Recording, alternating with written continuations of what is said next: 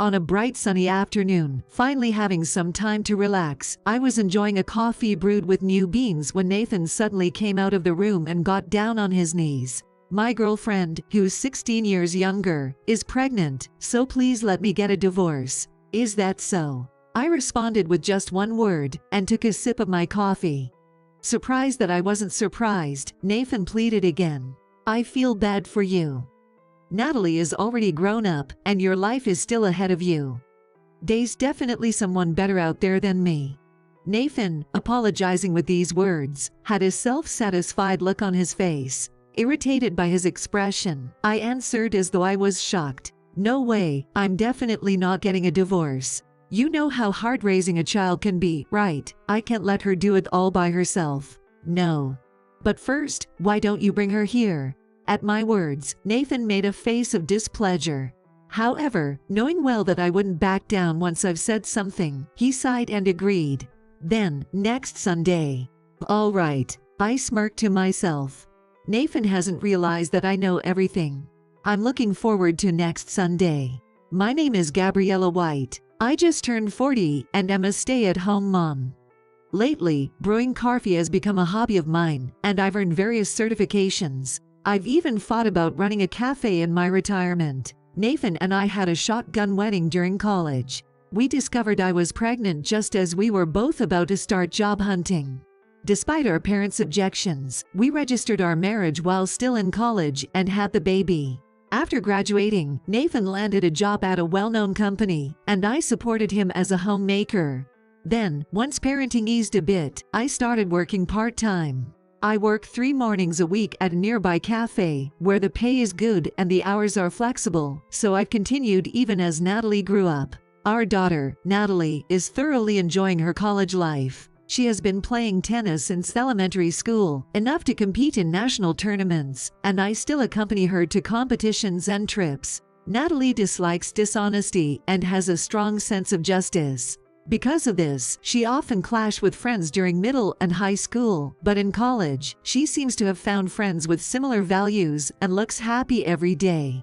Nathan was passive about parenting, or rather, he avoided involvement. That might be why there were hardly any conversations between them during Natalie's rebellious phase, and not much has changed since. I used to think that's just how some fathers are, but feeling a bit lonely when I see the fathers of Natalie's friends cheering at tennis matches. Then one day, Natalie was selected as a national team athlete. Seeing her excitedly think about possibly making it to the Olympics made me happy too.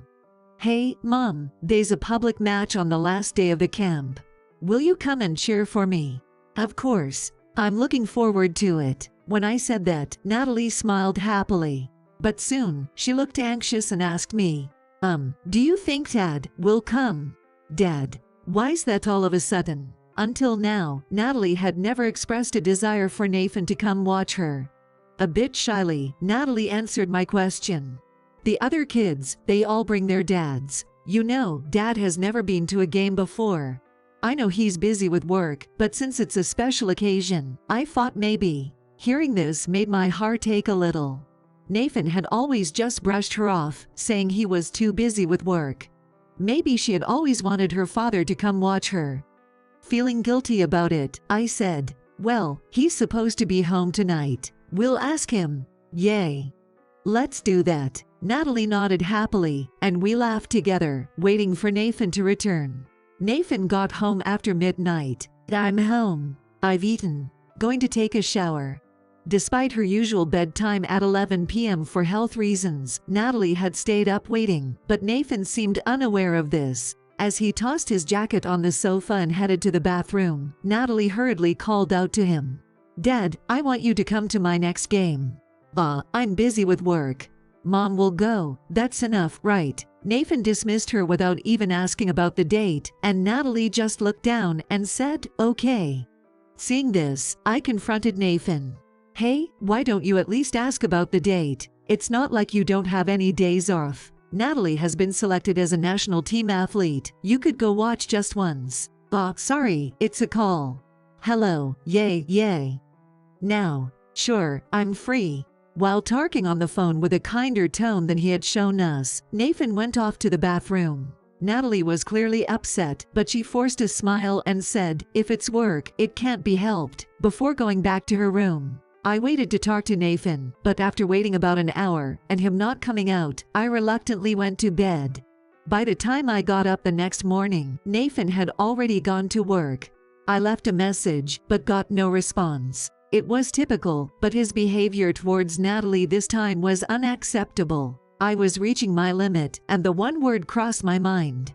As Natalie's intensive training camp ended, and she became busy with trips and tournaments again, Nathan was home maybe 2 days a week. Yet he continued to provide for us without fail, making me wonder if I should just accept it. I couldn't remember when it started, but the last 6 months had been especially bad. Nathan had always managed our finances, with bills and Natalie's tuition being deducted from his account, while I was given a monthly allowance for groceries and household items. The allowance was ample, and my earnings from my part-time job were just extra pocket money. However, I had no idea how much Nathan actually made now. I knew his salary when we first got married, but he stopped sharing that information with me when Natalie started middle school. I had asked once before, but he reacted so negatively that I never brought it up again. Still, Nathan had been working at the same well-known company since he graduated without changing jobs. I had heard from a friend who joined the company at the same that the salary could easily cover 3 times our living expenses, even after considering withdrawals and Nathan's personal spending. One day, I found a receipt next to the trash can. It was for a bag purchased from a brand store popular with young people. Could Natalie have bought it? However, given her busy tennis schedule and almost no time for a part-time job, I give her an allowance that was meant for socializing with friends, and for necessities like cosmetics, I provided money as needed, and she was supposed to discuss any large purchases with me. So, I decided to ask Natalie about it. "Hey, Natalie, did you buy a bag?" "Huh? No, I didn't." It was clear she wasn't lying from her bewildered expression. Natalie glanced at the receipt in my hand, and her expression darkened. Then she started to speak reluctantly. "That brand store, it's popular with people who work in strip clubs, isn't it? I might be biased, but..." What? Unfamiliar with brands, I had been clueless, but now a horrible suspicion dawned on me. Adding to that, Natalie continued talking. "Actually, the last time we talked with Dad, remember when he got a phone call? You were too far away to hear, but it was a woman on the line." That's... Hearing Natalie's words made Nathan's past behavior finally make sense to me. I was shocked, but surprisingly calm, and Natalie was peeking into my face, noticing my demeanor. "Mom, just divorce him.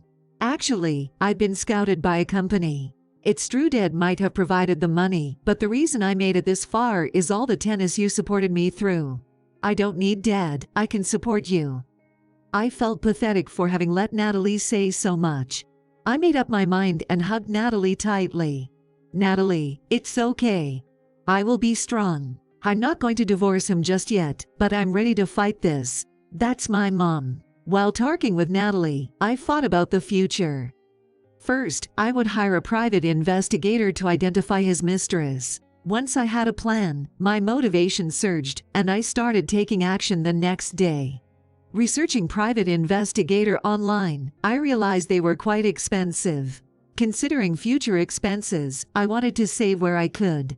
So, I decided to start investigating on my own first. I contacted a friend who worked with Nathan and said Nathan's birthday is coming up, and our daughter is planning a surprise, just to check his regular hours. I also asked if his department had been doing a lot of overtime recently, and I was told they rarely do any. This was new information to me. Since Natalie was in elementary school, Nathan had claimed to be busy with late nights due to overtime. He must have known I couldn't complain much if he said he was busy with work. He might have been cheating even when I was struggling with parenting. Thinking about this made me angry. On a day Natalie was away for a tournament, I waited at a cafe near his office to match his quitting time. Just as my friend said, Nathan left work right on time. He had no idea I was suspecting him, making it easy to follow him. Nathan met a woman at a nearby station, and they went into a hotel together. I took photos and waited for them to come out of the hotel. Nathan and the woman left the hotel at 8 a.m. the next morning. After parting with the woman, he took a different suit out of a locker at the station and changed before going to work. No wonder there were hardly any clothes to wash when he got home. I was convinced. After several more days of following them, I figured out where the woman lived. By then, I had enough photos that hiring a private investigator seemed unnecessary. Now, with all the evidence collected, I had to decide what to do with it. Just as I was pondering this, there were several days when Nathan came straight home without any detours. Maybe he had broken it off, which was troubling in a way. I realized I no longer had any feelings of love for Nathan. On a sunny afternoon, finally having some time to relax, I was enjoying a coffee brewed with new beans when Nathan suddenly came out of the room and got down on his knees. My girlfriend, who's 16 years younger, is pregnant, so please let me get a divorce. Is that so? I responded with just one word and took a sip of my coffee. He was surprised that I wasn't surprised. Nathan pleaded again. I feel bad for you. Natalie is already an adult and your life is still ahead of you. There's definitely someone better out there than me. Nathan, apologizing with these words, had a self-satisfied look on his face. Irritated by his expression, I responded as though I was shocked. No way, I'm definitely not getting a divorce. You know how hard raising a child can be, right? I can't let her do it all by herself. No. But first, why don't you bring her here? At my words, Nathan made a face of displeasure. However, knowing well that I wouldn't back down once I've said something, he sighed and agreed. Then, next Sunday. All right, I smirked to myself. Nathan hadn't realized that I knew everything. I'm looking forward to next Sunday. On Sunday, I was cheerfully preparing coffee. Nathan, seeming a bit creeped out by my mood, went out to pick up his mistress. Natalie had suddenly left for a tournament, so we would have plenty of time to talk. To pump myself up, I slapped my cheeks. Hello there. Ruby entered with a casual tone and smirked at me, probably thinking she's younger and cuter than me, who's 16 years her senior. Nice to meet you, Ruby. Nice to meet you too. Thanks for always taking care of Nadie. In response to my greeting, Ruby replied with a triumphant tone. I was annoyed but kept a smile and calmly shot back, no, not at all. I appreciate you taking care of Nathan's needs. It would be a big deal if he caught something strange from a night out. You're a lifesaver. What? Nathan and I aren't like that. Ruby was the first to lose her cool and snapped at me. Nathan, who came into the living room later, tried to calm her down but ended up blaming me. She's pregnant, you know. You understand that stress isn't good for her, right? Well, why should I care about the health of your mistress? As I spoke, Nathan fell uncomfortably silent. Ruby was fully in flirt mode, leaning on Nathan. Trying not to burst out laughing at the sight, I gestured them to sit. So, Ruby, you're pregnant. What do you want? Money, I suppose. How rude. I just want to be with Nathan. It's just that you and I met him in the wrong order. Please let him go. Gabriella, I'm truly sorry. I've discovered true love. You say you don't want a divorce, but you know that no one will be happy that way, right? The two of them were drunk on the mood, calling each other by their first names and gazing into each other's eyes. True love from an affair. What a joke. True love, ha, sorry, I couldn't help but laugh. Don't laugh. Nathan and I are serious. And because we truly love each other, God bless my womb with a baby. Hearing that, I laughed even harder. Ruby was obviously clueless. I decided to start there, and pulled out photos from an envelope on the table, scattering them towards Ruby and Nathan. What is this? Oh, you know what this is, don't you? Ruby froze at my words. The photos showed a man and a toddler, about 2 years old. Nathan looked confused, not understanding what was happening. What Nathan probably didn't know, something I had discovered while investigating, was typical of his jealous nature. If he knew the woman he loved was married to another man, and even had a child, he would have divorced me much earlier to marry her. What are you talking about? Ruby doesn't know these people. This child was ostracized at his first job, couldn't work much because of the shock, and has been living off part-time jobs. Oh, that was the story, was it? Sorry. I apologized to Ruby, who was now pale as a ghost. It seemed unlikely that she would confess the truth herself. I decided to explain it myself. This man in the photo is Ruby's husband, and the boy is her son. What are you talking about? I already told you, she's never been married. Right, Ruby? Nathan shouted at me, then turned to Ruby. Seeing her frozen face, he finally seemed to realize that what I was saying was true. You just kidding, right? Sorry. I knew you hated that kind of thing, and I couldn't bring myself to say it. But I swear, since my son was born, I haven't even held hands with that man. We were just discussing when to get a divorce. Ruby's lies were so outrageous that I burst into laughter.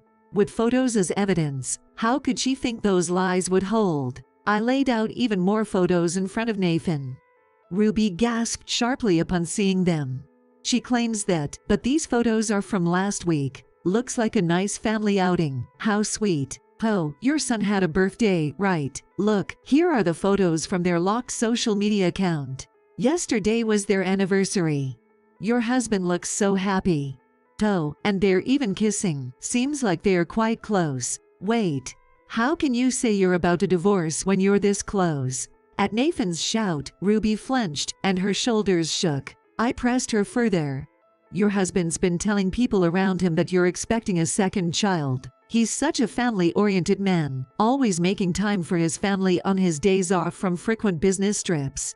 Why do you know all this? Because you posted it on social media yourself. I said this as I showed her the printed post. It was a maternity photo showing Ruby's pregnant belly with her child and has been kissing it. The post was filled with hashtags praising her wonderful husband. Nathan was so shocked by the revelation that he seemed lost for words. Ruby looked down, diminished. Deciding to shift the conversation, I laid out the next steps. Well, you two can sort that out amongst yourselves, but as for what comes next, I'm not interested in divorcing. I've already arranged for the documents to reach Ruby's husband today, so I'm not sure what will happen with that. Just so you know, I'm not planning on divorcing.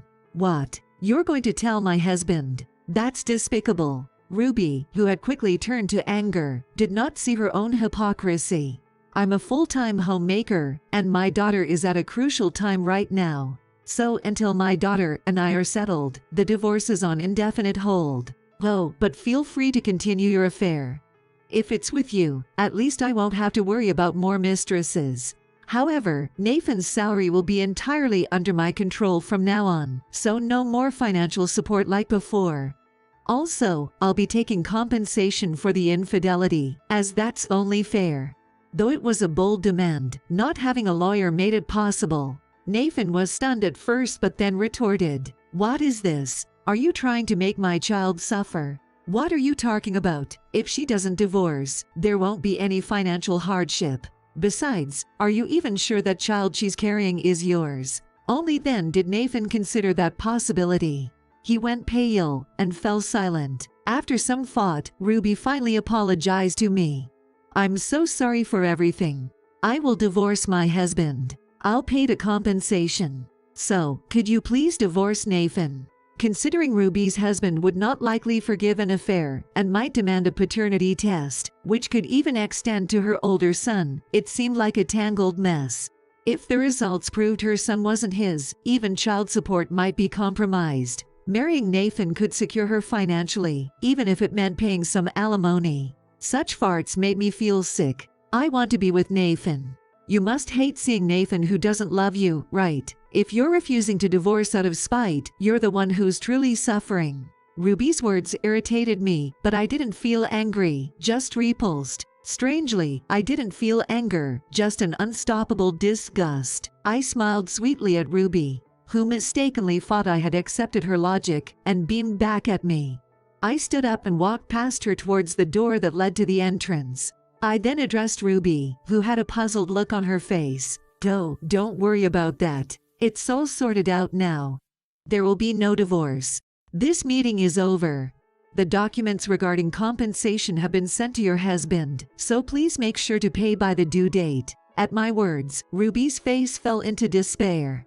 Nathan wore a similar expression, and I was sure my plan had worked. Ruby was pale and deflated but still did not leave her seat. Reluctantly, I added something I had intended to keep to myself.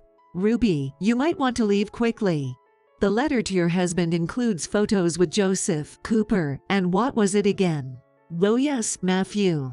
Why would you know that? Weren't you ever curious how I knew your name from the start? You never guarded against it, so it was easy to find out." Ruby turned pale, stood up, and pushed me before storming out of the house. Meanwhile, Nathan was still in shock at Ruby's demeanor. After a moment, he came to his senses, looked at me with fear, and immediately apologized to me. "I'm so sorry. I had no idea Ruby was like that.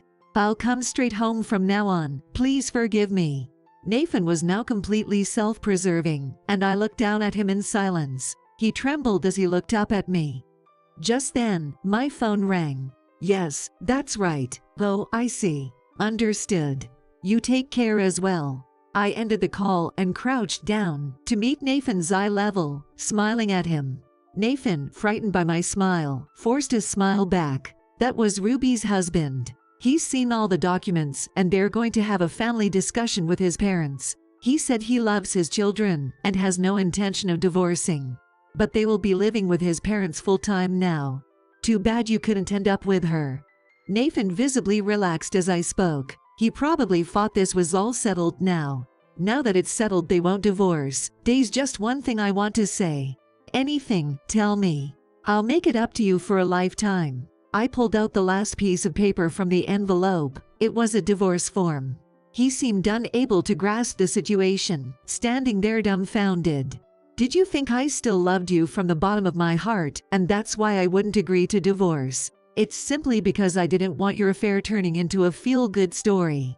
Now that the other party has definitively said they won't divorce, it's different. I'll be expecting compensation and enough to cover Natalie's college and living expenses until she graduates. No, I don't want a divorce. I love you." As Nathan shouted declarations of false love, I just stared at him silently, and he flinched. Still trying to avoid a divorce, Nathan was desperately apologizing when suddenly, an unexpected voice spoke from behind me. "Dad, you're the worst. I don't even want to see your face. Just let Mom go." It was Natalie, looking down at Nathan with cold eyes. She wasn't supposed to be home today. I wondered why she was here.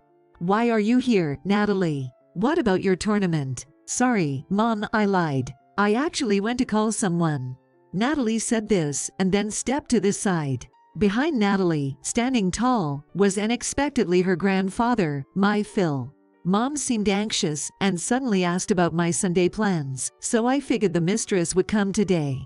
I pretended to leave but went to get Grandpa instead. "I've been listening, and Dad, you're beyond redemption. I don't want to spend another second with someone like you." Nathan was completely stunned by Natalie's words. My Phil slapped him hard and then grabbed him by the collar, lifting him up. And he apologized to me and promised to do everything according to mine and Natalie's wishes. "Gabriella, please forgive me." "Dad, what are you doing? Let go." Nathan was practically dragged to his parents' house by my Phil. Watching them go gave me a slight sense of relief.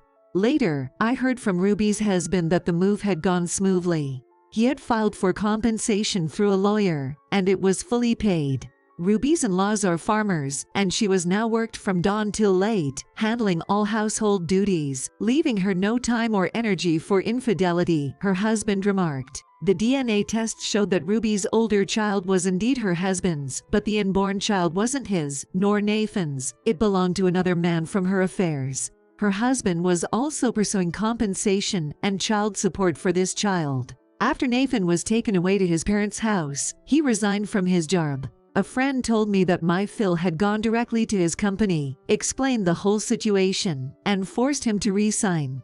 Nathan became the talk of the town, and no one wanted anything to do with him anymore. His family business is in construction, and he's been working there from dawn till dusk without any days off. It turns out that Nathan had been spending all his salary, apart from living expenses and automatic withdrawals, on Ruby, and he didn't have any savings left to pay the compensation to Ruby's husband and me.